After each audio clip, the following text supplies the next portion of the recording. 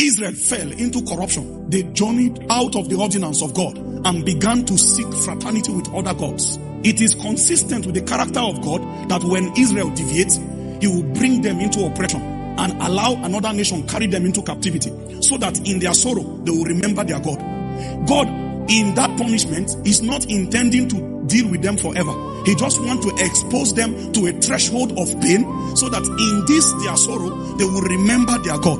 And in remembering their God, he will deliver them as a show that his anger is not forever. In one of those occasions, they violated the ordinance of God, and their heart became inflated.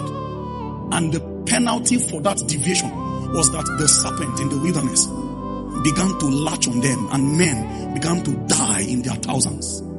When Moses saw that a nation was falling, he saw that a multitude were falling, and he knew that it was because of their sin. He ran to God. The serpent began to consume Israel, and men fell in hundreds of thousands. Moses ran to the Lord. Show mercy. Would you be angry forever? The number of the slain are already many. Show mercy.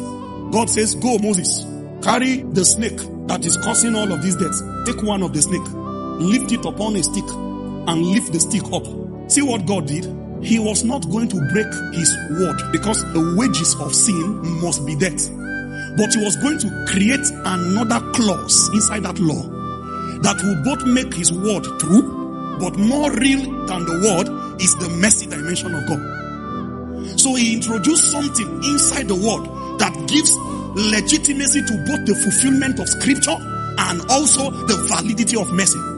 So he says, if the serpent bites, so the serpent will bite because you are falling. But as he bites you, instead of death to become your end, look up and live. Look up to the one that was raised.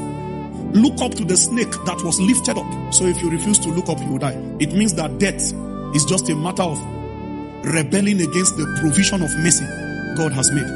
This is the same application to the judgment of God hovering over a generation tonight. You reject the sacrifice of God in Jesus. That's why men go to damnation. Hell is not for sinners anymore, because Jesus has paid the price for all sinners. Hell is now for those who reject the sacrifice that God made for them.